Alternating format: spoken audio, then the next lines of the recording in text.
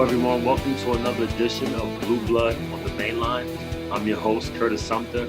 And today, I got to tell you, is definitely going to be the most special guest that I've had yet so far on the show.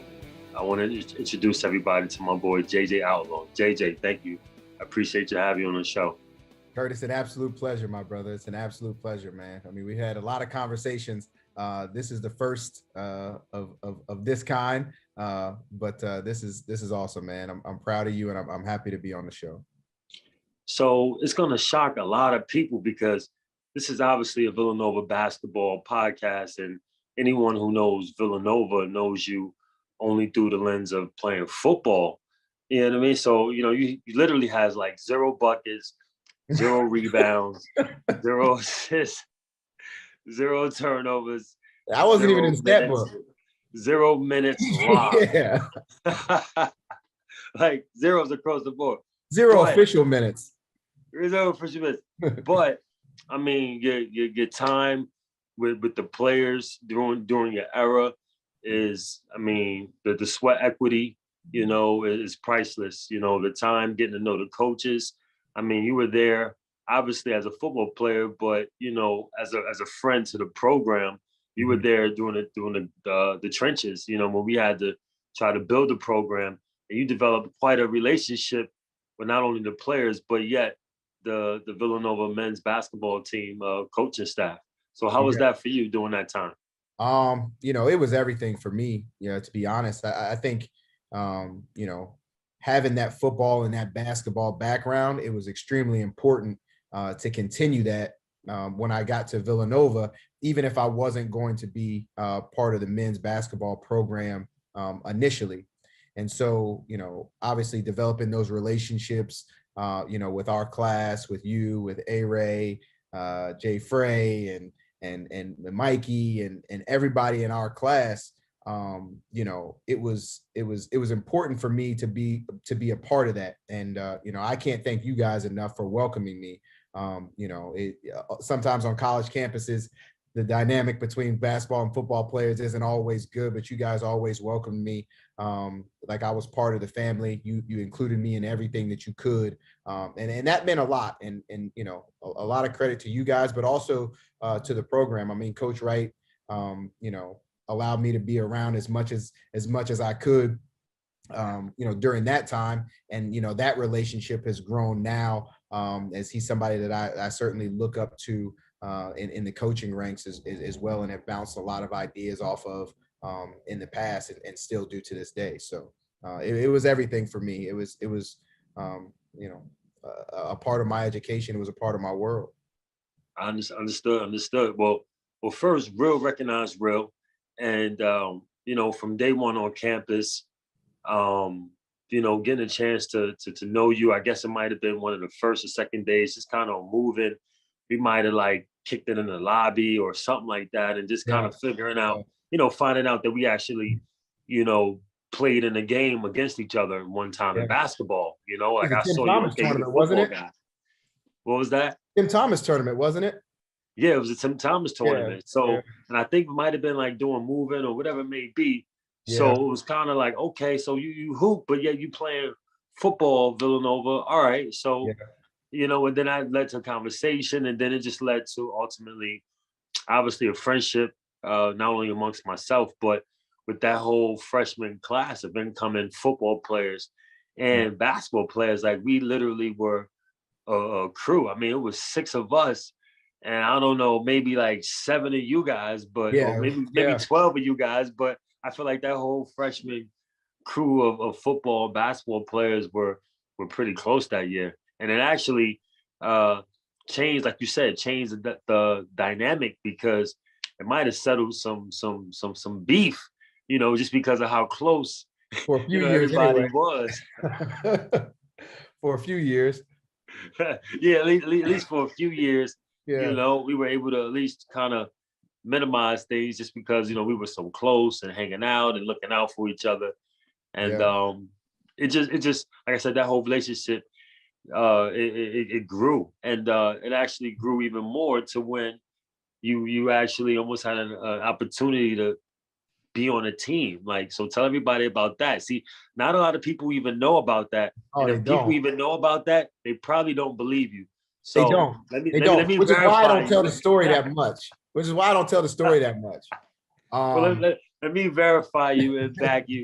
Yes, JJ was possibly going to be on the team. Let's say possibly. You know what I mean? It was a lot of different dynamics, but he was in high regard. Yeah. Facts. So tell everybody about that. Well, let me say I appreciate whatever you guys said behind closed doors to even get that to be a possibility. And I guess like the whole thing was, as I was coming out, when I was coming out of high school, I was I wasn't a football player playing basketball. I wasn't a basketball player playing football. I mean, I was a basketball and football player my entire life. Both of those were ingrained, in me, in my DNA, and in my nature, in my world. So, it wasn't until college that I actually had to choose, one or the other. I actually had more basketball scholarships than I did football scholarships. A lot of football colleges, the college for football coaches didn't recruit me because they thought that they were wasting their time because I was going to play basketball. And then when I got to Villanova, it just, those first couple years, it didn't, manifest itself. It was a lot harder to do both than what I originally realized. And, honestly, I was in the off season, I was having a good time just being a student and coming to the games and supporting you guys and traveling and supporting you guys. Like, that was a part of basketball that I had never really experienced before. And to be quite honest, like I was starting to like it. I was just starting to like just to be able to come and enjoy a basketball game in the off season and support my friends. But then I guess my junior year, when Kyle Lowry was coming in, and Kyle had gotten injured prior to his freshman year. And, I'll never forget it. I'm in our meetings for football, getting ready for practice that day. And I, it's funny, I can't remember who came and got me to come into Coach Talley's office, but they were like, Coach T wants to see you. And the whole time I'm walking from the meeting, thinking to myself, like, what did I do? Like, did I do something on campus? Like, I must have done something. Did I do something on campus? Right. Are these over the parking tickets again? That's not it. That's not, you don't want to call that coach wants to see you like abruptly. Yeah. Kidding me? You guys already took my paintball gun. Like, what do you like? What can this be? So I walked into the office, the old football offices. And when I walked into the office, Coach Pinkney was in there. And now I'm completely confused. So I walk in and Coach P didn't say anything. And then Coach Talley was like, he goes, well, I guess I don't really have to ask you this question, but I guess I'll ask it anyway.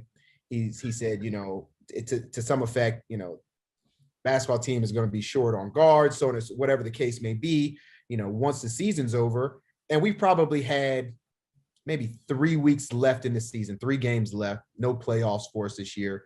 Would you be interested in, walking on, joining the team? And at first it was just like in a practice capacity, just to kind of help, right, exactly, fill the void. Practice. And again, he was right. He knew me. Like, he didn't have to ask me that question. He knew what that answer was. Like, everybody in that room knew what that answer was. So, I said, yeah. Man, I'll be honest with you, Kurt. I went back to the meeting that day and went to practice. There was no football on my mind. Like, all I could think about was, number one, getting out of the cold and finally like getting back inside. Like, but as it would turn out, Kyle made an unbelievable recovery, had an unbelievable career at Villanova, and has continued to have an unbelievable career in the NBA. And so that didn't happen for me. But it's a story I like to tell, if people believe it or not, but it's true. It was. Who did you guys play that weekend, man? Who did you guys play that weekend? I don't know. I honestly don't remember. The only thing I was thinking that day, and this to be true because you know this about me, is I was thinking, like, I can't wait to get out of practice so like I can go back over to West and get some shots up. Like, that was the only thing. Like, I need to get some shots up. Like, yeah, because Jay Wright and Coach P wanted me to come in and get shots up. Right? That's what it was going to be. But like, in my mind, like that was the only thing. Like, I got to get some shots up. No, I mean, trust me, Jay. It wasn't. I mean, obviously, we vouched for you. Coach saw how all of us were close, together with you and on the rest of the freshman class. But you would come through the open gym and hoop with us, and you will hold your own. You know what I mean? So that right there in itself, where guys are like, no, Jay can play. Like we could use Jay, especially the way we play. Mhm. It wasn't like we got Allen, you got Randy, you got Mike, whoever you good on that note. Like you just need people to knock down some shots. And Yeah. that we knew you can do. Like you were proven, like I said, you were obviously scouted and could have had scholarships, playing. So Yeah. it wasn't a question. But Those are you some of those are definitely some of my had the best opportunity. memories though, man. Like playing open gym with you guys, like getting that call from, you or Mikey or anybody and saying like, yo, like, we need you to make 10, or we need you to, you know what I'm saying? We need you to make Yeah. 15, whatever the case may be. To have that type of relationship, and even that type of validation and confidence from your circle of friends, from the people that you hold in such high regard, it means a lot when you're young, man. And you know what I mean? There's a lot of things that go on college campuses. And I can honestly say that when we were in college, like it was all about uplifting each other and supporting each other, and that's something I'm extremely, extremely proud of. Nah, Jay, definitely. I mean, I remember so things weren't going right for me my freshman year. In the beginning, I wasn't playing. You were about to like redshirt, or you had plans on Mhm. redshirting, and then all of a Mhm. sudden you had to play, but then you weren't playing, but you had to be listed. So it was like kind I of the wasn't ready. same dynamic. It was like, yo, what's going Oh, on? Like, what's going yeah. on? So, you know, um, sharing that pain, in a dorm, Mhm. on the weekends after hour, just whatever it may be, just frustrations, trying to get through it. Yeah, Um, those obstacles that we never faced before, so to speak. absolutely. And like I said, it all brought everybody uh, a lot closer, man. And I Helped remember us when, all grow. It helped us yeah. all grow. We all went through things together. It helped us all grow. At the end. So I think I want to say there's one particular moment where I want to say, like, I think our relationship grew. Like we always was close, but I Mhm. want to say when our relationship probably took a turn. Um, I want to say it was definitely my junior year.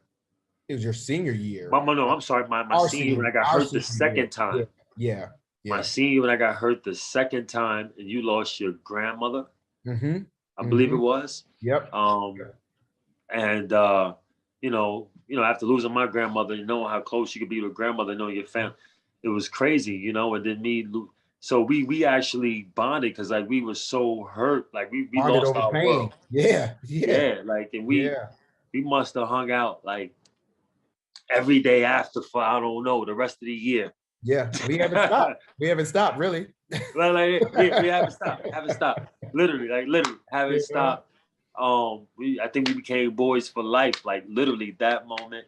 No, yeah. not the moments, but just during those times. And And what's interesting too about that, Kurt, just to bring that, like, we were already close. right, You know what that's I what I'm mean? saying. But then like you go through things with people that you're already close with, and then it makes that even stronger, right? Like we were already close, and without that moment, maybe we, talk to each other a little bit after we get out of school, but like we've been, honestly inseparable since that moment. But I mean, that was already after 4 years or 3.5 years of knowing each other. Right. Yeah. Yeah. It's like that happened. So my year is shot. I know I got to come back a fifth year. You're going through your senior year, right? So, my obviously Villanova is doing great in both capacities, basketball, football. Yeah. I'm trying to get through my, demons mentally. But yet I'm not only cheering on my teammates, I'm cheering you on, right? Mm-hmm. You guys leave. Now it's my fifth year.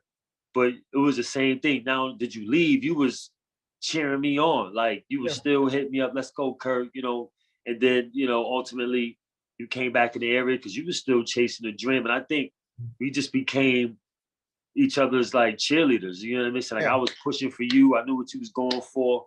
trying to overcome some obstacles, Yeah. and vice versa. You know Yeah. what I mean? Like we just became like each other's cheerleaders, making sure each other was working out. And then ultimately, after I finished my 5th year, we become roommates. Yeah. You know, like Yeah. That it's one of those things. It's like it's interesting to anybody who was like on the outside looking in on that relationship. I mean, they probably thought we were two of the most immature people in the world, but internally, but between us and between the the individuals that were in our circle, like you're right, like everybody, we were pushing each other. Like, I mean, when we were living together, when we moved in, there were days where, like, I know the knee wasn't feeling right, but I knew you wanted to go back and you wanted to play and you wanted to, further your career and take a contract overseas. So, we got to get in the gym. Like, it just is what it is, and, those things. I think the thing that I'm most proud of you and I is like, we never allowed the principles that we grew up with that allowed us to, receive scholarships and attend Villanova, to limit us. And we continued those things, in post grad, in our professional careers. And, it's not for everybody to understand, and that's fine. They won't, and but you're right, man. That that discipline, that it's a little bit of hard-headedness, if you want to call it, maybe, but the focus, stubbornness. But I probably couldn't have done it without you. I can't say I mean, I can only speak for me, but like you said, like the body was not where it wanted to be. Mentally, I wasn't where I wanted to be, but having you in my ear, on a day, like help me, you know what I mean? Because you knew where I was trying. I was trying just to be somewhat of a percentage of myself, not even to get better, and you were trying to get on a roster. I see people don't know I'm working a job during the day, you working a job during the day. We come home at night trying to get in the gym, trying to get a workout in. We getting up 5 a.m., going to get a workout in. Then we going to work, trying to make some money. I'm trying to see if I can get on the team, get this knee right. You trying to get on the team. So, and just pushing each other. And like I said, like, I don't know if I would have had the tough mental toughness to do it. If I couldn't feel like I had somebody who was on my team. Like we were doing it together in different ways, man. So I appreciate you for that. No, man, I appreciate you saying that. And I feel the exact same way. The apartment wasn't it wasn't great, which is like so interesting to like look back on things that have made you who you are. But we made do with what we had, and we just kept going, and it's like one of the things that, like, I always loved about, Nipsey is he just kept saying, like, the only thing he didn't do was the only thing that separated him from other people is he just didn't quit, and you just keep going. And like I said, those are things that were already ingrained in us. And then we just kind of reiterated them to each other during that time period until we got to where we wanted to go. And then we set new goals and then went after those. Facts, man, facts.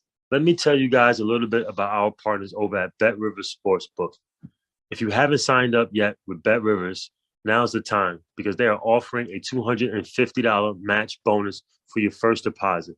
What sets them apart is that they require one playthrough just to turn your bonus into cash money.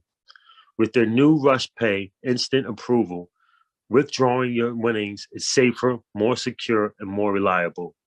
With conference play starting up, get in on the action by going to BetRivers.com today or by downloading the BetRivers iOS app. Must be 21 years or older. If you have a gambling problem, please call 1-800-GAMBLE. So during those times, we were talking a little bit before the show and cracking some jokes, and this is gonna pretty much. Oh, is this the time? Yeah, this is the time. I mean, it pretty much goes in line with what I just said. So it was during a time, I think after my first year, I'm playing overseas. We're roommates. Yep. And the knee is just shot. Like it's over with. Like literally, like man down. I will Call agree. it quits. Come home, everybody knows it. And I'm just like, yo, I can't do anything. So I find this doctor. Shout out to Keith Pine, awesome doctor. If you don't know him, Google him. Mhm. He's the truth. Keith Pine, and Andrew Amigo, based out of North Jersey. So I found those two doctors, and they started doing some procedures on me as far as physical procedures, strengthening different movements to get me back, just kind of like pro bono. Mhm. Certainly methods I could not afford as I learned later on in life. That's awesome by This, them, man. yeah, like this was literally an angel sent from God, right? Mhm.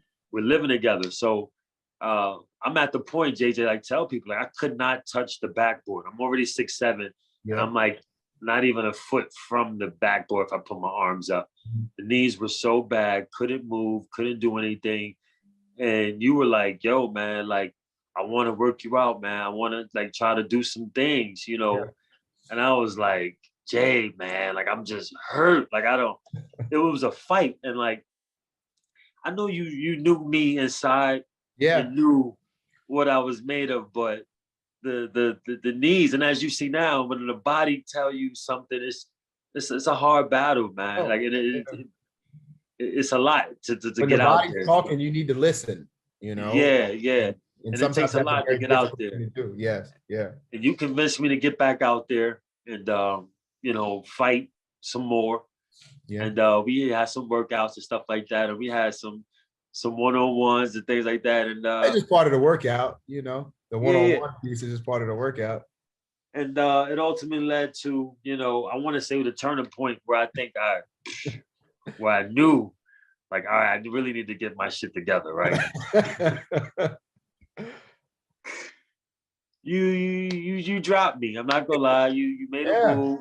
Yeah. I went one way, you went the other Yeah, I went way. the other. Yeah. Before I knew it, the knees gave, and it was a wrap. It was a wrap. I'm not gonna lie. It was definitely one of the worst moments of my life. I'm not gonna lie.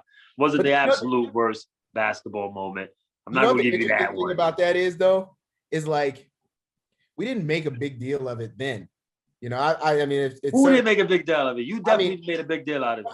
I'm just saying, later, like now that we tell the story years and years later, like I like to Yeah. like in my mind, Now it's funny. My mind, like that was, you know what I mean, left to right, in and out, hezzy, between cross. Without those that many moves. Yeah, I don't think I little could have fillet, a stood little up fit through that for that many lane. moves In my anyway. mind, in my mind. All I know is that it happened.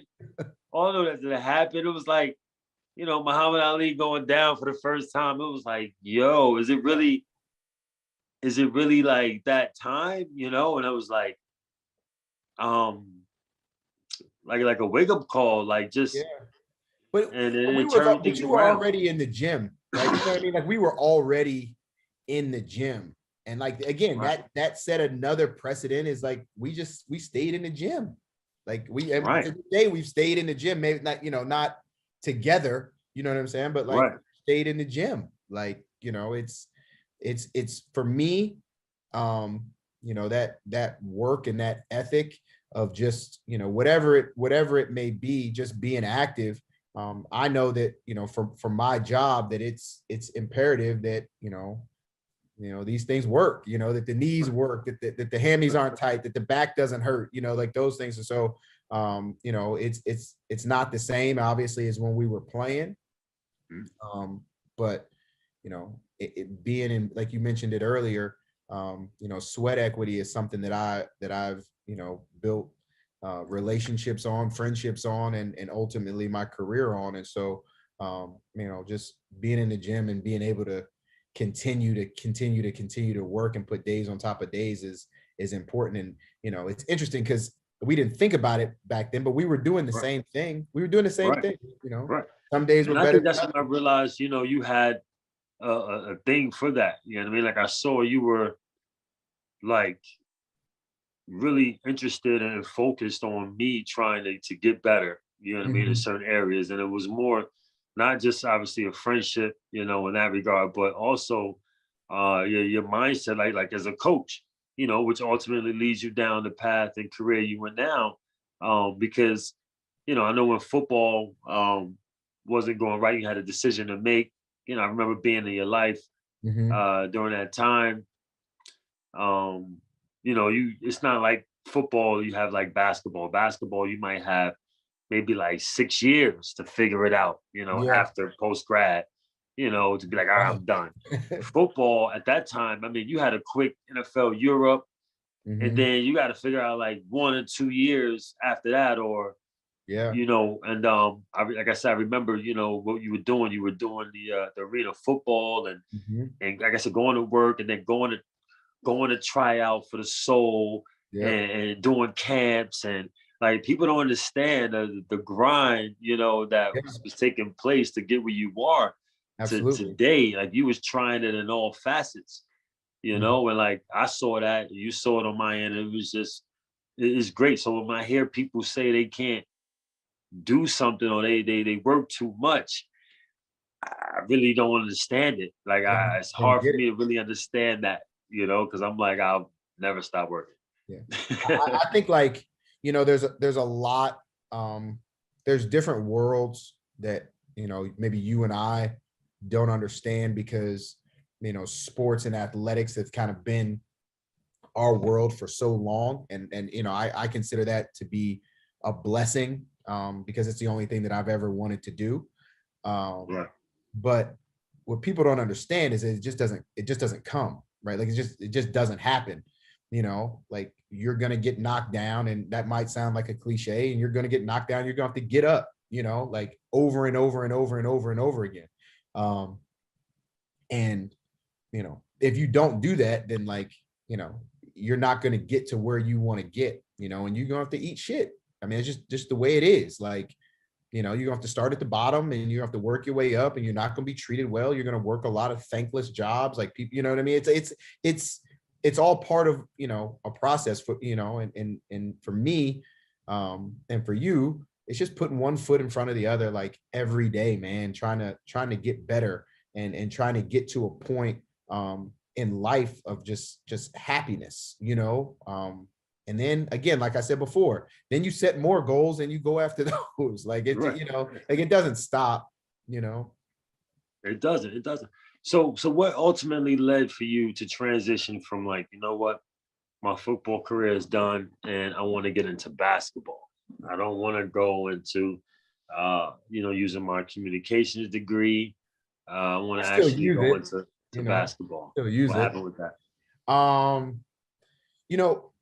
Honestly, Kurt, and this is something, I mean, this, but it's something that like, even like a lot of the people in our circle don't know, is that, coaching basketball was like one of the things that was like my actual dream. How people use that term, like, how you doing? Oh, I'm living a dream, right? Like I actually am. Like I literally used to dream about this. When my dad was coaching in the NBA at the time for the Washington Wizards, I used to have these dreams, like, and the dream would be that I would be at a Wizards practice, and then the practice would end. Now, back in those days, like they didn't have like the chefs and the food and stuff that we have now, like the practice facilities. And so when practice was over, guys would get their treatment, they would shower, whatever the case may be, but then they would go out to lunch, like in DC, or they just go home, right? Like, but to eat lunch was to like go to like a restaurant or something like that. Right.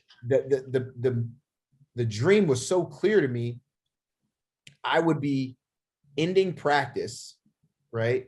And then everybody would be talking about where they were going to go get lunch. And then without fail, every single time, Kurt, like the alarm would go off, I would wake up and my dad would be waking me up to go to school. And you're talking about like being like absolutely dejected, like in your mind, you know what I mean? The same. You know what I'm saying? Like in my mind, I'm coaching in the NBA, and my day is about to be over at 1:30 or so. I get to go eat lunch and then finish my work or whatever, film or whatever the case may be. And then having to wake up and like go to high school was like, it was, and so for me, the transition was always going to be there at some point. Like I still get asked to this day, why didn't you coach football?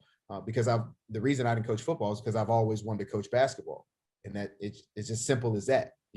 Like that's what I wanted to do, and that's what I was going to do, and however long it took, or whatever job it took, or whatever I had to do to make it work, that's what I was going to do.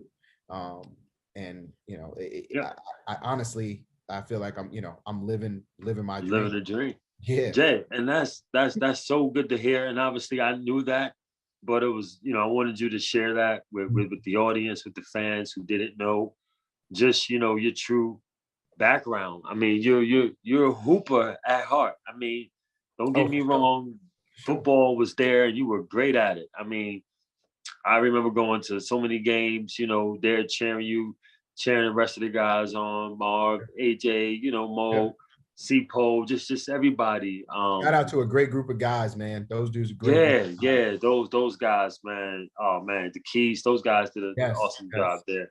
And it's just the fact that, like to see that basketball, as we got a chance to know each other more, was more so ingrained in your DNA was shocking, but it ultimately led to me coaching, because you were the biggest part, in my decision into like, maybe going into coaching life after basketball. Yeah. And it was crazy. But even before that, I remember you came to visit me in France. Like nobody came overseas to watch me play. Nobody came to watch me play in my professional career other than my girlfriends at the time. Mm-hmm. But as far as my best friends or anything like that, nobody ever came.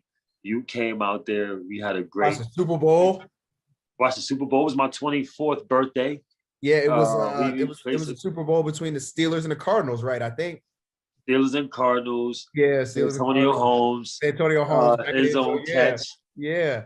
It was crazy. I mean, it was a like those times was fun, man. Like it really, like I said, our friendship just grew. You came out there, spent the week out there, spent my birthday out there with me. Yeah. And then when I was done, I was like, Jay, man, I'm not sure what I want to do. You was like, hey, man, get into coaching. And you were already doing it. I think you might have been either at Marist. I think I was at Marist at the time. Yeah. Might have been at Marist at the time. Or no, matter of fact, you might have just you were talking about it. You ended your might have been to the Lakers. Playing career. I was already with the Lakers. Yeah. Because I'd come to some of the G League games when you were out there too. So right. Yeah. Exactly. So you're right. You were talking about it. Matter of fact, you were still talking about it. I'm not gonna lie, when you're at Marist, but it was official when you were literally with the Lakers and I was getting done.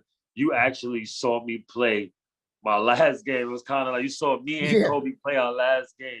Yeah. So yeah. And I showed out too. For me, I ain't dropped 60 like Kobe. Mm-hmm. I had a smooth 24 with a bad back. Yeah. It was nice. We got the dub. Then it was over. The next day, I couldn't wake up out of bed, Jay. Literally, it was over. Those are good times. Yeah, those are the times, man. Shit, I remember when I was calling you like, yo, man, this is about to work out. When I got signed with the Clippers to go to the mini camp. Yep. And we were working out. We were doing a platoon fitness, doing all those workouts. I go in there, I'm killing it. I'm like, yo, this is really about to work out. I'm seeing one free agent get cut, the next one get cut, the next one get cut. I'm like, dude, this is really. And then I get the call, the last day, the last cut. Basically, they let all 6 of us go. Yeah. Those calls hurt, man. I came home, man, but you was right there, man. Yo, Kurt, man, it's all good. Just kind of, just those things that we all need during those moments, man. And the same thing, vice versa, when you got released. I think you from I forget what team it was. Might have been the Soul when you got cut, and it was just like, yo, what's going on? But you just see those opportunities, feel like they just leave. Yeah. But you just know, like, the hard work and everything like that just makes you stronger, man. I was glad that I was able to be there for you, during those times, like you were there for me. Yeah, I was searching, man, and I was searching, and in some ways I was procrastinating as well. you know. And I realized around that time, it's really when I realized like the business of it all, you know. And again, I'm not gonna, you know, throw anybody under the bus or whatever for the opportunities. I've always been, you know, blessed to have opportunity. But you know, after your career is over from playing, you start searching, you know what I mean? And you know, you put yourself out in situations that you know, maybe you're not, you know, completely prepared for, and then you have to deal with those disappointments as well. You know what I mean? Like when your heart is not completely in something, and then on top of that there's heartbreak that goes with it, you know what I mean? Then you have to prepare yourself and deal with those situations as well. And you know, I'll be honest, man, you know, I always played basketball and football, one, because I loved it, but I also felt like it was what was expected of me from a lot of people. And I didn't really feel like myself until I started making decisions for myself. Man, when like I said it before, people are like, well, why don't you, you know, again, I won't go completely into this, but for sure, yeah, no, but that's true. You know, like after football was over, after football was over, I knew, and this is really what I'm talking about. I knew I didn't really want to coach football. I knew I wanted to coach, but I knew I didn't really want to coach football because I'd never had any desire to coach football, right? And I go back to you know, a Villanova football practice, and you know, I'm hanging around on the fence watching practice, just hoping to, you know, talk to some coaches to possibly, you know, get a GA position. And you know, this is, you know, 3 years maybe or so after I had graduated, right? So my playing career is over now, whatever the case. And you know, nobody took me seriously. And I'm not afraid to say that, because the people that were involved in those conversations, they know the truth, right? Like nobody took me seriously. Now, maybe they were doing me a favor, because in my heart of hearts, I knew I didn't really want to do that. Again, I was searching. And they didn't, you know, again, I felt like, you know, I'm sure there's a lot of people that, you know, have different opinions of me from those times when I was in college, right? And that's fine. Right. Because, you know, 18 to 22. Exactly, so that's what they see you, but me off of my 18, 22-year-old self, go ahead, you know. And you know, my interest in coaching, you know, football at Villanova wasn't it wasn't received the way that I thought that it might have been. And again, hindsight, looking back, I'm very, very thankful for that, because maybe they knew, maybe those coaches that had spent time with me knew something about me that I didn't know about myself, which ultimately forced me to go into the direction that my heart really wanted me to go in. But at the time, I just didn't have an into, right? Like at the time, because adults, and as we are adults now, we can see young kids, younger men who we just like, I've been here before. I understand it. I see certain things. You might not see it now. Like you said, it could have been a blessing. And I just remember the same thing when without question, it was, and no hard feelings. You know what I mean? No hard feelings. I mean, I'm looking back on it, you know, almost 11 or 12 years later, and I couldn't be happier or more blessed with where I am. And if maybe if they had taken me up on that, I mean, I don't know where I'd be right now. I'm not sure, but I will tell you where you wouldn't have been. Yeah, you wouldn't have been at courtside, basically Kobe's last game, man. Like, how was it like working for the Lakers, working for Kobe calling you all times of the night, meet me at the gym, work me out, text messages, rub my back, get my water, wipe the sweat. I mean, I'm all right. I'm all right with Kobe saying that. I'm not all right with somebody else saying that. I ain't gonna say no names, but if Kobe's saying that, I'm cool with that, man. Tell everybody how that experience was working with the Black Mamba. It was you know, aside from, you know, things with my family, it's been some of the best experiences in my life. Like those, you know, different days within those 5 years were were amazing, man. You know, he was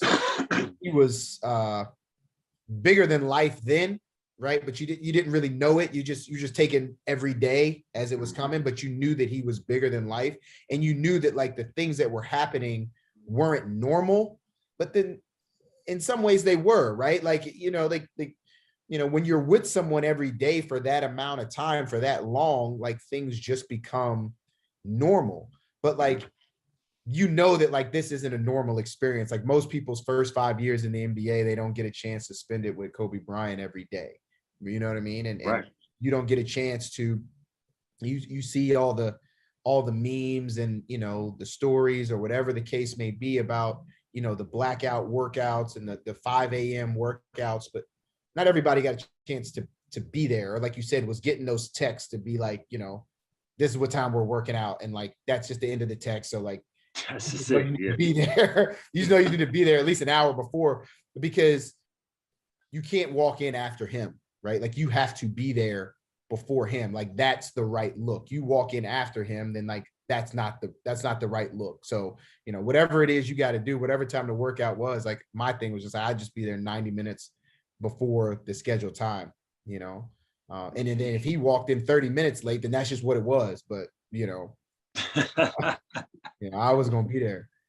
Like I said, if there's anybody you gonna take it from is the mama, because the man will go out there and score 81 on you. I mean, clearly top 5 player of all time. I mean, so inspirational. You know, it's not to cut you off. You know what's interesting about like Kobe too is like he had like a, you know, obviously Philly was so special to him. But he also held like Villanova in like a very, very like high regard, you know, obviously going to Lower Merion and being so close in proximity to school. Like he always held Villanova in such like high regard. And I can't say whether like, you know, if he did go to college, like, you know, Villanova would have been in the top 5 or in the short, whatever the case may be. But like he always held Villanova in such high regard. I felt that. So myself, Alan, and Randy, another Villanova female basketball player, Jenna Vianney, who also was in attendance that day, we were all getting awarded for being like tri-state like players of the year. No, I'm sorry, we were all like McDonald's American nominees for New York, right? And we were all going to Villanova. Like, how crazy was that? Like all the Villanova, all the American alum nominees in New York City were all going to Villanova that year. So that was big time. Big, great year. And we go there and Kobe is presenting us all our plaques. And we like, holy shoot, like Kobe Bryant. And he like, hey, you know, what's up's going on? Where you guys going? Because I guess they didn't really inform him, so to speak. And we was like, yo, we going to Villanova. He was like, Villanova? He was like, yeah. He was like, that's my stomping ground. He said, I love Villanova. Like he just started talking. It was like, it opened the door to such great conversation. I was like, wow, like he know. And I didn't realize Lower Merion was literally up the street from Villanova until like that day. You didn't realize, exactly. I didn't have no idea. And then the way he was talking, he was like, yo, that's my spot right there, man. I drop a lot of buckets in there. So I don't know if he was talking about some of the current players coming up there or just the Lower Merion high school games. But he was like, yeah, Villanova is my spot, you know? So I was like, cool, Kobe, man. It's a great day. I think like, you know, one of the things that like I've always kind of built like my career and relationship building off of is something called coins, right? So like, you know, you don't have anything in common. I mean, really, like when I first got to the Lakers, like I didn't have anything in common with Kobe, aside from the fact that we both shared a deep, deep love for, you know, the city of Philadelphia and the surrounding areas, right? Like we both had spent significant time growing up and becoming men, if you will, in the same area. So like when he came back from overseas, you know, he spoke a bunch of different languages. He was different from a lot of his classmates at Lower Merion, and he kind of grew and learned, you know, kind of this American culture, which he had been away from, you know, while his dad was playing overseas. He learned that in Philadelphia. And you know, again, it wasn't the exact same for me, but you know, being the son of a former professional athlete and an NBA coach, I moved around a lot. So it wasn't until, like, yes, Maryland is home and will always be home, but it wasn't until we got, you know, we met and we were in Philly, you know, that we all became men and we grew up in that same era. So that same area. So, you know, when I got to the Lakers, like, that was the one thing that I knew I could connect with him on. Like, you're a huge Eagles fan. You know what I'm saying? My dad used to play for the Eagles. Matter of fact, I used to play for the Eagles, albeit a very, very short time. But you know what I mean? Like, right, yeah, just little things, right? You know, those were the things. Those were our coins. We had absolutely nothing else in common except for Philadelphia, the Eagles, and then that Lower Merion Villanova connection. And you know what, man? Like, it worked. You know, I mean, he got to know me. I got to know him. He knew that I was going to be one of those guys that was up with him. And I wasn't the only one, for sure. I can't take all the credit for that. We had a staff of guys that were working with our guys and him as well. But, you know, as the years went on, you know, the second, third, fourth, fifth year, he knew that I was going to be the one that he could depend on to be, you know, at those workouts with him. Man, I can't tell you, like, just to know you had that experience and watching you and getting a chance to go out there and visit you during that time. And when you were doing that, it was towards the end of my career, and you got me to think about trying to get into coaching. And that's when I decided to. I annoyed you a lot too. You did. Yeah. I'm not gonna lie. I'm glad you said it. I'm glad you said it. Yeah, no, I know it. Because I would never have said it out loud. I'm glad you said it. Yeah, no, I know. It's so funny you say that, Jay, because you did it on purpose. Of course. I'm not gonna lie. Like, it was definitely on purpose. It was definitely on purpose. But ultimately I heard you. And it took me down the path. Coach Wright gave me an opportunity, which then led to an opportunity to coach at the Sixers. And, you know, got a chance to, you know, go against you a couple of times. And it was awesome. And we got a chance to go out to Vegas, Summer League. Yeah. You know, spend some time out there. Then Jason Frazier, when he got on with the Suns, he was out there. And it was just great to see, you know, Villanova, you know, young men trying to grow and make their way in an NBA. And just to touch again based on Summer League. So this is what your 10th year coaching? 11th year coaching, right? 11. So if people don't know, JJ had his first opportunity to coach NBA Summer League this year for the Cleveland Cavaliers.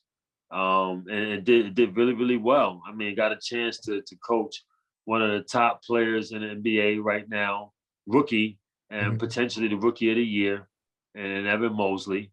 And the team right now, besides the Summer League, they're doing well, is doing really, really well throughout the season. So I know it's not just you, you know, but also ultimately just that whole coaching staff. I know a couple people personally as well through you. And you guys just seem to just got it going, man. So how's everything going out there in Cleveland? Everything is great, man. Like, you know, Kurt, like it really is just a good time to be in Cleveland. You know, it's cold for sure, but like, you know, the vibe around the team is unbelievable, unlike anything I've ever experienced before in the NBA. The vibe around the city. You know, now that the Browns season is, it's always going to be a Brown city. I mean, that just right. Is the way it is. But now that the Browns season is over, you know, the focus is shifting more towards basketball and obviously the Cavs and you know, the vibe around the city. You're starting to see more and more people, you know, with their Cavs. You know, the Browns beanies and jackets are starting to go back in, and now, you know, the same people are putting on their Cavs beanies and their Cavs jackets, and you know, it just makes you it makes you proud to be a part of something that makes someone else proud, or like a city proud, or a fan base proud. And you know, it's been amazing to be at Rocket Mortgage Fieldhouse and see you know, the support that we've gotten from our fans, to see the support that we've gotten like I said, from the city. And in some of these days, you know, Cleveland weather is brutal, man. I mean, I know a lot of people there are used to it, but you know, there's blizzard-like conditions, and the games are going on, and people are still showing up, and you know, it's just an amazing thing to be a part of, and you know, it's inspiring for us because we want to keep going. Obviously, you know, in the words of Kobe, like job's not finished. It's still got a lot of more work to do. We still can get a lot better, but you know the core that we have is awesome. You know, Evan and Darius and Jared and Lowry and you know, Isaac, and then you know, it hurt obviously losing Colin and Ricky injury this season, but we've had guys step up in big ways, you know, with our bench, and now you add a veteran like Rondo, who you know is really you know, has a high basketball IQ and one of the smartest basketball players that I certainly have been around, and you know, that's ever been out there. And so you know, it's just a good time to be in Cleveland, man. That's awesome, man. Like you get a chance to be around all that awesome talent. Mm-hmm. I mean, even what was Jared Allen? I mean, he is so good, man. I mean, is he an all-star this year? I mean, it hasn't. He wasn't voted one of the starters, but I think there's still opportunity for, and I think the chances are really good for he and Darius Garland to be reserved in the All-Star game. Man. And then I can't neglect the contribution that we've gotten from K Love. I mean, so many people have written Kevin Love off, you know, and it's just interesting to see how like that can happen, how that happens in the media, how that happens, you know, with fans, whatever the case may be. And his contribution, his energy, his leadership, and his veteran presence with our group has been phenomenal. Man, I'm so excited, especially for you. You've been with the Lakers, you've been with Memphis, Cleveland now, you know, and like you just growing, you're learning so much, getting more responsibility each and every year. Yeah. And you know, I just hope one of these days, man, I'm going to a game and seeing you walking up that sideline. You know, every day I want to call you after the games. Yo, what's going on? You know, like, you know, just the same conversations we have now, because you know, I love to just, you know, give you my thoughts, and you give me your thoughts, and just things like that. Because again, at the end of the day, we obviously are boys and everything. We love the game. And I love to see you in this position, doing so well. And I had a chance to get out there to Cleveland too and hang out with you for a little bit. So that was cool, because I never been out to Cleveland before. So that was dope. You showed me around. Baby, you know what I mean? Yeah, it was cool. Yeah.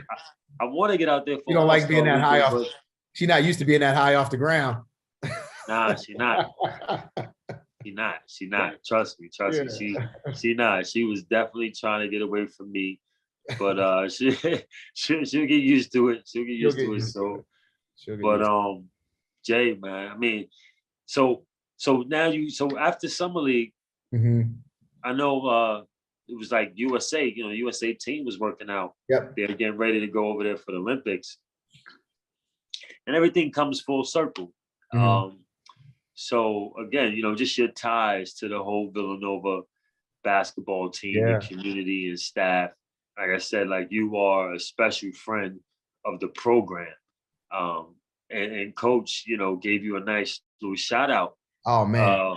On his Twitter, man. So how was that? Man. Like that was huge. I know. I was like, when I saw it, I was like, that's dope, man. Yeah. When I saw it, that almost brought tears to my eyes. I'll be honest with you, man. Like I just didn't expect that from him. And and maybe I didn't know him well enough to expect something like that from him. You know, Coach Wright has always been, you know, in the Villanova circles, he's always been a larger than life figure, and obviously a legendary coach, a Hall of Fame coach, a mentor, a father figure for some, and you know, to have the opportunity to be out there with Darius Garland and Kevin Love at the beginning of the USA basketball training camp, and then to have the opportunity to, you know, see Coach Wright and text with him after practices, watch their practices, and kind of, you know, again, further that relationship that I have with him, because we've always texted, and, you know, I've never been one of those guys that, you know, was trying to blow up his phone, because obviously in this coaching profession, you know how busy coaches are and things of that nature. And but I always wanted him to know that, you know, whatever I had going on, I was always tapped in with Villanova basketball, whether it be like, you know, the signing of a huge recruit, or a big win, or going to the tournament, or whatever the case may be, any milestones that were happening with the program. I just wanted to let him know, let the staff know. And it wasn't just him, you know, it was Neptune, it's Nardi, like it's George Halkovich, you know what I mean? It's all the guys, just letting them know that, like, you know, hey, like, I see you, respect, I'm proud, like you're making us all proud. So yeah, to have that opportunity with Coach Wright out in Vegas this summer, and then you know, I mean, when I say hours, Kurt, I mean literally hours after winning the gold medal, right? Like, I wake up and I'm packing my bag and I'm flying out to we're flying to Vegas. We're going back to Vegas for Summer League like that morning, and to see, you know, him tweet out from his account that he was proud of me for being the head coach in Summer League with the Cavs was it was tremendous, man. I you know, that really meant a lot to me. You know, there's certain things that happen to you in your career that, you know, really mean a lot, and that was definitely one of them. Man, it meant a lot to me too. Because for me, it was like, I mean, just, I was watching the games, I'm videoing you, I'm posting you online. I appreciate that. A lot of our friends was doing it. As I was doing, I'm seeing other friends like Jay, you know, we had a whole committee of people out there just, you know, supporting you, because it's hard. It's not easy. Not everyone get the opportunity. And you got the opportunity, and it's just another step. You know, there's still more to come, but that's just another box you can check off as you continue to grow, in your career continues to grow. And again, it's leading to this, that the success you guys are having right now. It's not by accident. It's not by accident. Like I said, it's you, that staff there, front office, the players, the veteran leadership. I think you guys got something really, really special there. And it's good that people are overlooking it. It's good. It's good. You know, let you guys, I think so too, do what you do. You know what I'm saying? Like, yeah, it'll all show out there. You know, you don't need all that attention. It's all good. It's all good. Stay out there. You know, it's kind of like you guys too, though, right? Like when you know, your crew was at Villanova and you guys were running the Big East. It's one of those things, like, you know, the attention and the media attention, that sort of thing. You can't control that. Like, that's just something you can't control. Like, it's something that you have to manage, and something that you have to play through, and you have to be able to handle success. And you know, you need those times to be able to handle success. And you know, that was something that for me, I was always like very proud of you guys, and like looked up to you guys even when we were in school, that you guys handled that success so well, right? And I think it's, number one, I think it's a testament to the program that Coach Wright has set up, obviously has built. But I mean, a lot of credit goes to the individuals as well. Like, I mean, seeing you guys on magazine covers and on the news, and you know what I mean? Like, but it never changed any of you. You still walked around, you were still the same cool dudes. And not to mention, like, even though everybody enjoyed their own individual accolades and their own individual attention, you guys still went out and won games together as a team, and everybody's contribution, like nobody's contribution was bigger than anybody else's. And like, that was what was so amazing. Like, you guys personified team in that era, and not just your era. You know, Villanova basketball has done an unbelievable job of creating and recreating that same thing throughout time, which is why Coach Wright and his staffs had so much success throughout the years. But that's not an easy thing to do. Like, people can, Villanova fans all over can look at it and think that this is just what's supposed to happen because it's what's happening. And that's not the case. Like, there's a lot of hard work that goes into that. It's a lot. I mean, humble and hungry. Yes. You have to live by those words. You got to think. I mean, to come in there and guys are good, and the way you see the way the business of basketball is, and wanting to have an opportunity to play in NBA. Like the NBA is closer than it ever was before for people. Now, then so being able to manage those expectations of the player themselves, being able to manage the expectations of the family, like there's a lot that comes with that, and a lot of transparency too. Like that's a lot of got to be real with people, and a lot of trust has to go into that. So for him to be able to do all those things and do it so well for so long, is why the program is where it is. And it takes, a couple guys, to set the tone, who to be a little hard-headed first, and then get us to understand it, and then be able to reciprocate that to the next group of guys coming in, and show them what the standard is, and then holding them to the standard, and them understanding it from day one, not going through some of the bumps and bruises we went through. It helps. It really, really, really helps, because it's good to see Coach Wright. Coach Wright can, I'm sure, coaching is less stressful these days. I don't know, man. Coaching is always stressful. I was saying, well, I mean, like this. His guys is less stressful, and I hear that his guys are definitely less headache. I'm sure of it. And that's good. That's good.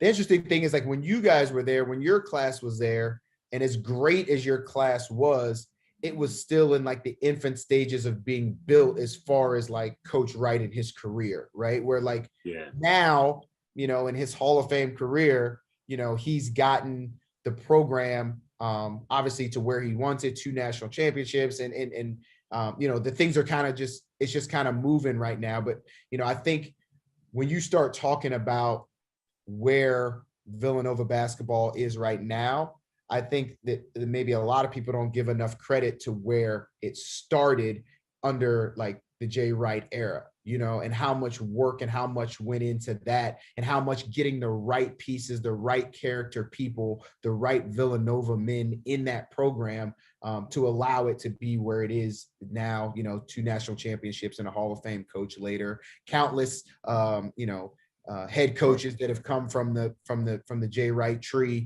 that are head coaches in college basketball. You mentioned Kyle Neptune, Baker Dunleavy. I know you had Coach Jones on your Ash Howard as well. I got to get Ash on there. Billy Lang as well. Billy Lang, absolutely. All of those people that we're all just so proud of.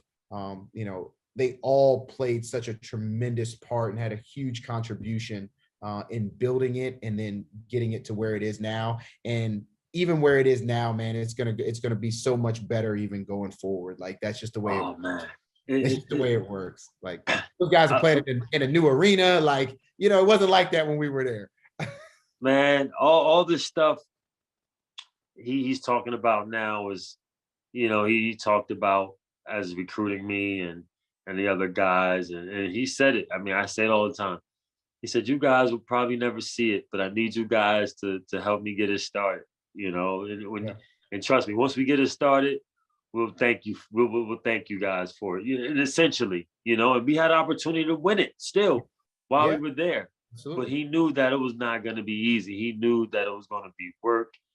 But it's just, I love it. It's almost like, I mean, who does not want to win a championship?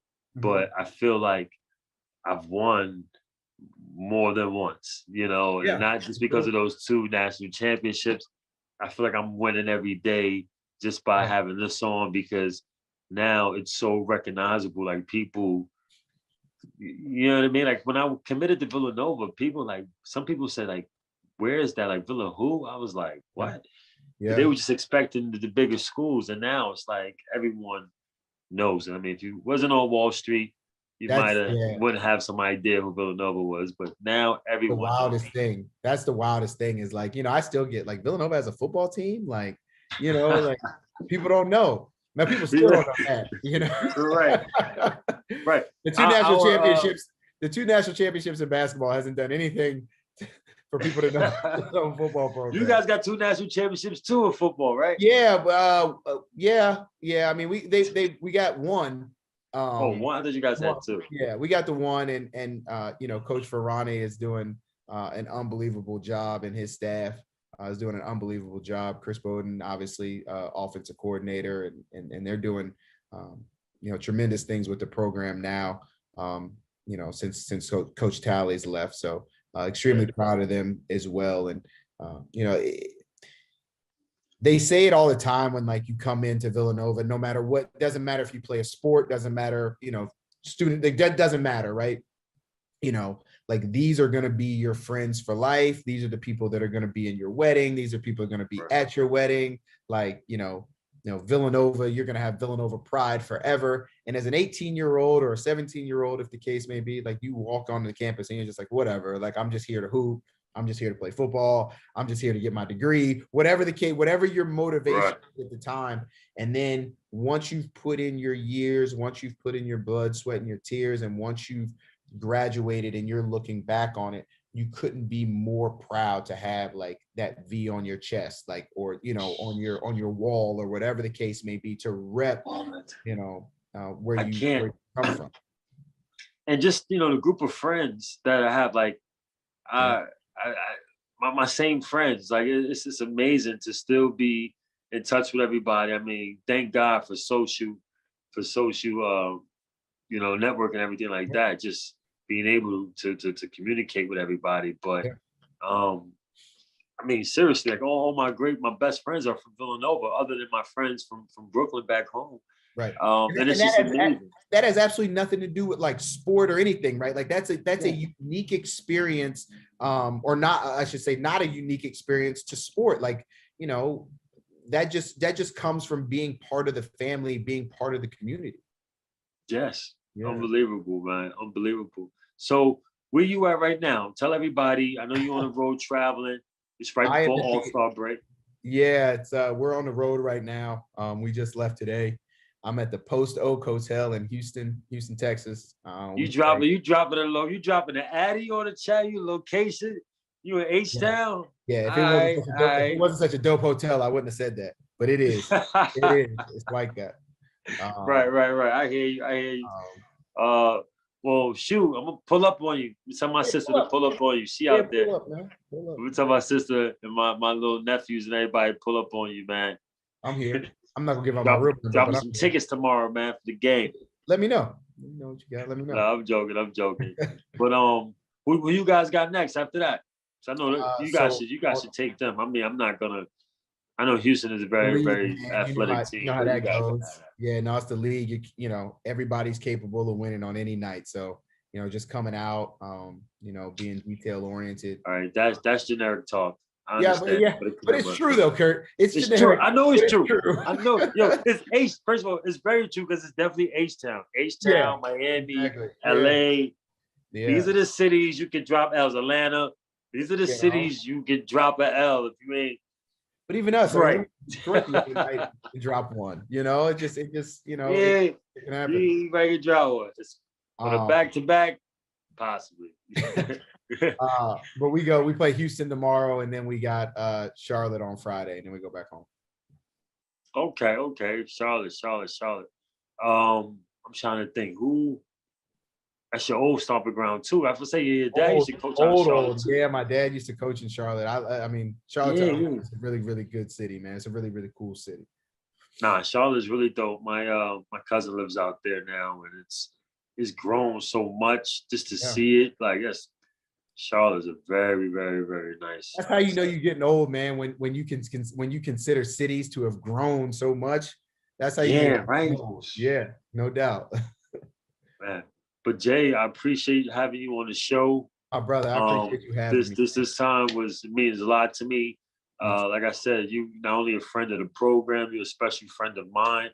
one of my best friends. Like I said, we done shared so many different life experiences, weddings, traveling, games, inspired me to get into coaching, and just so many memories we done share, but so many more memories still to come. So absolutely more life, man.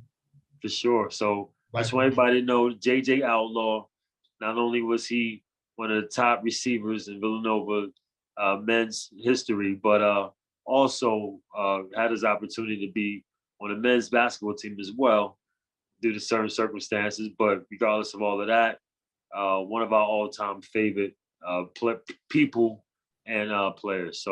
So Jay, back when this summer you was coaching summer league. After summer league, you got a chance to go out to Qatar because it's a camp that you apparently hosting out there. Yep. This is year one. Tell everybody how that all happened. I mean, when you told me that you were actually doing it, I was like, "What, Qatar?" Because I had a chance to go out there before, and it was crazy. Yeah.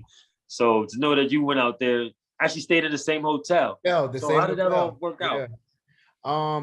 Well, it was put in motion by one of the guys that you mentioned earlier.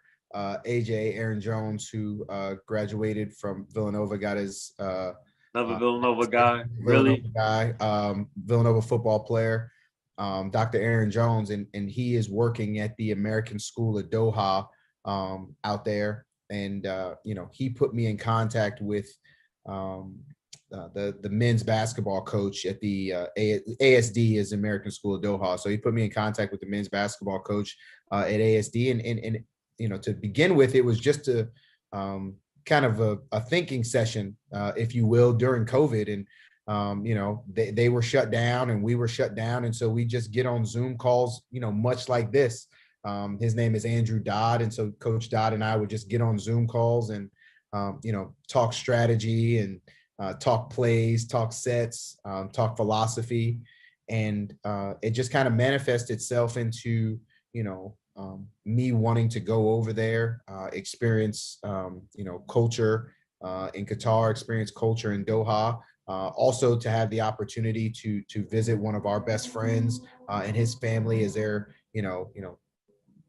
across the world by themselves. Obviously they're with other people, but across the world by themselves, away from, their familiar circle. And so we just started talking and thinking about ways that we can make an impact. And there's a huge push for, grassroots sports in Doha, and they've got really, really good basketball minds, really, really good soccer minds. In fact, the World Cup is going to be there in 2022. Right.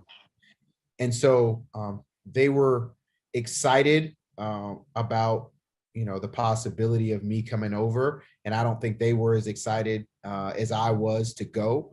And so after summer league, obviously scheduling got a little messed up due to COVID and our season, the NBA season, being pushed back. But as soon as summer league was over, I came home for a day, washed some clothes, packed a bag, kissed my wife, kissed my daughter, and then took back off for another 11 days. And that wasn't something that was easy. But it was something that, again, we talked about it earlier, goals and working towards things. It was something that I had worked towards for almost 2 years. And, I wanted to see it through. And, I was so happy that we did. It was an amazing camp. We did 3 camps, 2 coaches clinics, and then some individual workworkouts with, the players that they have at ASD, both on the men's and women's side. And so it was definitely an awesome experience. And this was all you. I mean, when I say all you, I mean, obviously ASD was behind it, hosting it. But another startup company out there called AI Sports, run by Aboud Abouissa, and who did a lot of things, obviously on that side, and his father Ashraf Abouissa. But yes, as far as over here, this wasn't an NBA thing. It wasn't a Villanova thing. It wasn't anything like that. It was just something. Exactly. It was the JJ Outlaw thing that we put our mind to during COVID. Try to use the COVID quarantine to the best of our abilities to do something productive. And once we came out of it, at least ostensibly, once we came out of it, we were able to make the trip, and it was awesome. So you guys are going to do this again, or this was a one-time thing? No, it definitely wasn't a one-time thing. I think it's going to look different every year.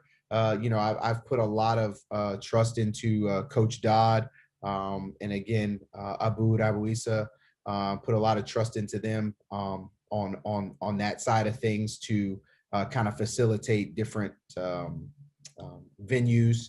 This past year, we were at the QBF facility, which is the Qatar Basketball Federation, their facility, their national team facility. So I wanted to expand, and I want it to be as much basketball as it is educational. And I think that's like the biggest thing in coaching, that we can help expand the grassroots basketball piece that they have there, a great foundation that they have there in Doha, but also to help educate and then get ideas, bounce ideas off of their young coaches and eager coaches. Just so much energy, Kurt. It was dope. You know what I mean? Like they just had so much energy in they were so eager to learn.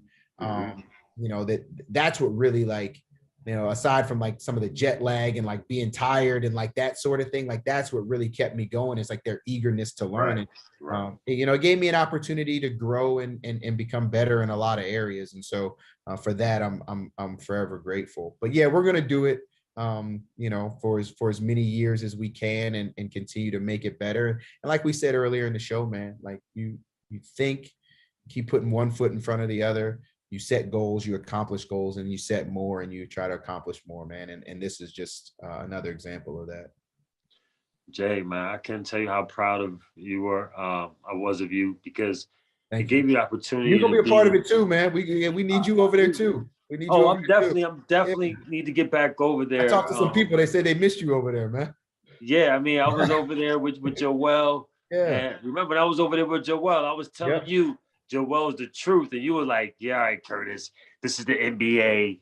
He hasn't played a game yet. He ain't played a game yet." I said, "I don't care if he played a game." I said, "He's still the second best center in the NBA without ever playing a game." He was like, "I was wrong." Yeah, all right, whatever. I was wrong. Hey, you should trust me. I'm not going to say you wrong. You're absolutely right. I just hadn't seen him, and that is nobody's seen him. We were in Qatar, and we were working before that. We got Qatar. I was telling everybody, like, I'm telling you, get this dude like 2 years. Being naive and being ignorant is never an excuse. And so you were absolutely right. You're absolutely right. It's all good, man. So what things are you into now outside of basketball? You got any business ventures, anything you're promoting outside of the camps that you got in Qatar? What's going on in JJ's world? So, Outlaw Basketball is Outlaw Basketball in connection with AI Sports, which is Abu Issa Sports in Qatar, is one of the things that I've really just kind of like put a lot of eggs into that basket. Again, it was a lot of energy that went into it, during COVID for the better part of about 18 months. And so to have that get off the ground has been very good. And the thought for that is to almost make it somewhat of like a basketball without borders type of deal, where every year we can bring maybe an NBA player and an NBA coach and their family, and they can spend a few days to a week and learn the culture and see the beautiful architecture that's there in Qatar and in Doha specifically, and kind of be conduits, if you will, to this NBA life and some of the knowledge that they have in basketball, and pass that on to the people there. And so that's just the biggest thing that we have going on, man. But outside of basketball, just like fatherhood is like it's my biggest venture, my biggest challenge. I'm sure. Being a father of two and a husband is like, those are all challenges, and those are the challenges I'm not really used to. Well, man, I'm sure you do well in everything else. You always meet the challenge, so I'm sure you'll do a great job with this as well. Thank you. There's no doubt in my mind. Thank But you. before I let you go, before I let you get out of here, I just want to ask you one quick question. For the fans and everything. Like, so I know you got a chance. I know you're super super busy, but have you got a chance to watch the team? What are your thoughts with our guys right now? Have you seen any games? I have, it's interesting too. Usually my college basketball, the college basketball that I watch, during the NBA season is usually on like draft guys and stuff like that. But if I'm ever watching college basketball, it's always Villanova game. So number one, before I get like involved with the team, I love like the light blew out the other night. Oh yeah, I that thought was that nice. yeah, I liked how the coaches had the light blue tailwind 79s on. That was dope. Man, we were looking at uniforms that back in 2004, knowing damn well we never was gonna have a chance for 20 years later. They were blue. It was Um, crazy, man. But but isn't no, that I color think amazing? it's amazing. You know what I mean? I think That color's dope. that's part of the love as well, right? It's just like the color scheme of everything, and how well the Villanova athletics program has been able to come up with these like dope uniforms like year after year. It's been amazing. But as far as the team is concerned, man, like I love the mixture of the veteran leadership and the kind of the fifth year guys that have come back and Right.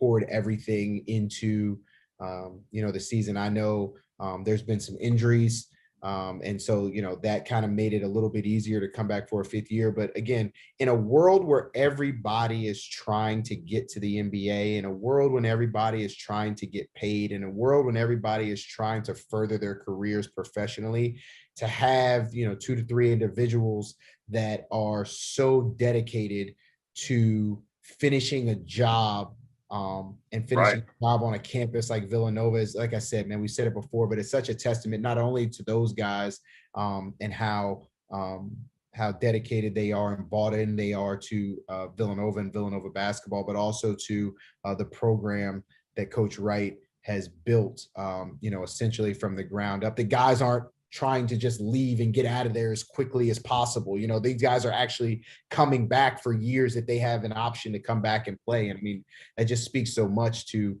you always want to create, especially in college basketball, you always want to create an atmosphere and a place where guys feel comfortable to come back.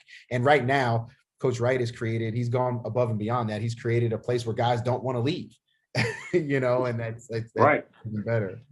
Right, exactly. And like you said, for the alumni too, to come back too as well. For Once sure. a Wildcat, always a Wildcat. I mean, just that Villanova atmosphere is just there's nothing like it. I must say. But no, not at all. But Jay, man, that's your time. I won't hold you anymore. Yes, But sir. Unbelievable job tonight. Appreciate you being on the show again. This was a very, very special episode, and I'm sure you're going to critique me on the side and in the chat and tell me some things, that went wrong or some funny stuff that as us boys going to do. But ultimately, man, I'm just glad that we got a chance to do this, and I'm glad that everybody got a chance to know you further, who didn't get the opportunity to know you. No, I appreciate that, man. I appreciate you having me on. It's just an unbelievable experience. I thought you did a wonderful job. I've seen some of the other episodes, and I think you do a great job with this. And I'm extremely proud of you for having for using your platform to cultivate these relationships and bring everybody in, especially the Villanova fan base. And I just want to wish everybody a happy and blessed 2022. And I appreciate you having me on, man. It was an unbelievable experience. Appreciate you, Jay.